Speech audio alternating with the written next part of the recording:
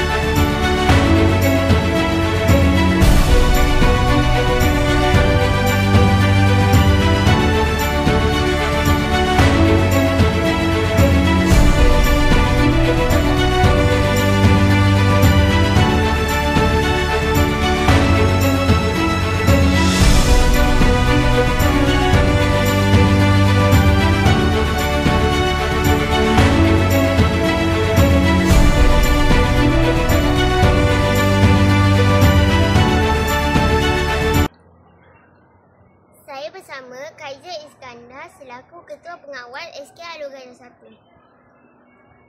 Apakah perasaan anda setelah dilantik sebagai Ketua Pengawal SK Alor Gajah 1? Terima kasih Studio 1. Perasaan saya setelah dilantik sebagai Ketua Pengawas SK Alor Gajah 1, saya berasa sangat bersyukur dan gembira kerana telah dilantik sebagai Ketua Pengawas SK Alor Gajah 1. Saya berharap saya dan rakan-rakan saya dapat membantu guru dalam menjaga disiplin sekolah SK Alor Gajah 1 ini. InsyaAllah. Terima kasih.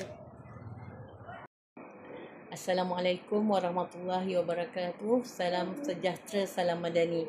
Saya ingin mengucapkan terima kasih kepada penyelaras dan AJK Majlis Penyerahan Watikah dan Pelantikan Pemimpin Kecil tahun 2025 yang dapat dilaksanakan pada pagi ini. Saya berharap agar pemimpin kecil yang dilantik dapat melaksanakan amanah yang diberi dengan sebaik mungkin. Tunjukkan contoh dan teladan yang baik kepada murid-murid lain. Akhir kata, selamat maju jaya. Sekian dari Studio 1 TV PSS SK Alor Gajah 1.